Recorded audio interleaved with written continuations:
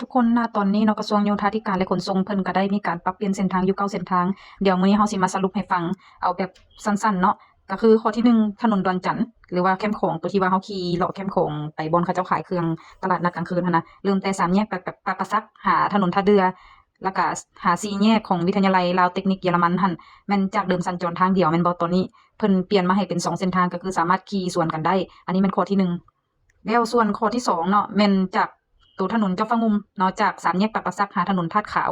จากเดิมแม่นเฮาสัญจรเป็นขาขึ้นแม่นบ่ให้เปลี่ยนเป็นขาลงก็คือเฮาถ้าเฮาเคยขี่ขึ้นเฮาก็ต้องขี่ลงเนาะจากบ่อนสามแยกปากกระซักไปหาธาตุขาวนะแล้วข้อที่3บัดนี้ถนนเจ้าอนุเริ่มตั้งแต่ไฟแดงของโทรโข่งของถนนคุณบุรุมเนาะตัวนี้เพราะว่าตัวโทรโข่งมันอยู่ถนนคุณบุรุมแม่นบ่ไปหาถนนเจ้าฟ้างุมตัวนี้นี่นะจากเดิมเฮาสัญจรเป็นขาลงเพิ่นก็ให้เปลี่ยนเนาะเพิ่นก็ให้เปลี่ยนมาเป็นตัวนี้มันให้เปลี่ยนมาเป็นขาขึ้นเนาะจากที่ว่าเขาเคยขี่ลงเขาก็ต้องขี่ขึ้นข้อที่4บัดนี้ถนนฝรั่งซัวบินบอกคันออกเสียงบ่ถูกก็ต้องขอโทษขออภัยเนาะหรือว่าเขาเริ่มจากถนนเจ้าฟ้างุมไปหาถนนเศรษฐาธิราชนะตัวนี้นะถนนซัวบินนะถนนฝรั่งนะแม่นแต่กี้ให้สัญจรทางเดียวแม่นบ่ให้เปลี่ยนมาเป็น2เส้นทางก็คือขี่สวนเลนกันได้ขี่2เส้นทางได้เนาะข้อที่5นี่มันถนนนแก้วกุมารเริ่มตั้งแต่ถนนเจ้าฟ้างุมหา3แสนไทยจากเดิมเป็นการสัญจรทางเดียวก็เปลี่ยนมาให้เป็น2เส้นทางขี่สวนกันได้6แม่นถนนมันทาธุราช เนาะเริ่มตั้งแต่ถนนเจ้าฟ้างุมหา3แสนไทยจากสัญจรเป็นเส้นทางเดียวแม่นบ่ให้เปลี่ยนมาเป็น2เส้นทางขี่สวนกันได้คือกันอ่าแล้วตัวนี้แม่นข้อที่7เนาะถนนกาลินีตอนหน้าสถานทูตฝรั่งเนาะเริ่มจากถนนเศรษฐาธิราชไปหาถนนคูเวียงหั่นจากสัญจรทิศทางเดียวขาลงแม่นบ่เพิ่นก็ปรับเปลี่ยนมาเป็น2เส้นทางขี่สวนกันได้คือกันตัวนี้ได้ทั้งขาขึ้นขาลงแต่ว่าก็ห้ามเลี้ยวขวาเนาะขึ้นไปทางหอพระแก้วนะก็ห้ามเลี้ยวเนาะให้เลี้ยวซ้ายตัวนี้นะเลี้ยวซ้ายลงไปทางวัดศรีเมืองหั้นนะส่วนข้อที่8นี่เนาะถนนมโหสถเริ่มแต่ไฟแดงแพทย์ศาสตร์ไปหาไฟอำนาจ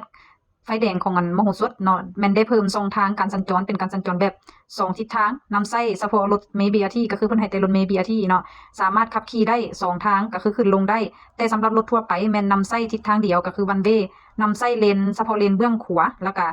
อ่าสามารถขับขี่ขึ้นไปจากไฟแดงแพทย์ศาสตร์ไปหาไฟแดงมโหสถนะแต่บ่สามารถขี่จากไฟแดงมโหสถลงมาแพทย์ศาสตร์ได้ก็คือเพิ่นให้ใช้เลนเดียวนั่นแหละเนาะ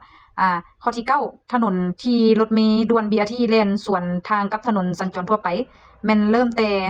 สี่แยกแพทยศาสตร์หาถนน3เส้นไทยแล้วก็เข้าสู่ถนนมโหสถแม่นสืบต่อแล่นได้2ทิศทางก็คือไปถนนเศรษฐาธิราชฮอดวัดอินแปลงแม่นสืบต่อแล่นตามถนนสุพรรณวงศ์แล้วก็เลี้ยวขวาไปหาถนนสีฐานเนาะแล้วก็เลี้ยวซ้ายขึ้นมาหาถนน3เส้นไทยแล้วก็ขี่ไปตามอ่าเส้นทางของรถเมล์ BRT เนาะสำหรับพนักงานพาหนะทั่วไปนะที่สัญจรตามท้องถนนเนาะ แต่ว่าแม่นตัวนี้แม่นห้ามเลี้ยวซ้ายเข้าไปสู่ถนนสีฐานก็คือบ่ให้เลี้ยวซ้ายเข้าไปข้อที่9นี่ค่อนข้างจะงงงวยได้หน่อยหนึ่งเนาะก็แต่ก็ต้องปฏิบัติตามนั้นเลยเนาะเพราะว่าตัวนี้เพิ่นก็มันแบบเพิ่นปรับเปลี่ยนเนาะปรับปรุงตัว9เส้นทางนี่ก็เพื่อให้มันสอดคล้องกับโครงการรถเมล์ BRT ของเพิ่นให้มันไปแม่นแล่นสะดวกก็ประมาณนั้นเนาะมี9ข้อ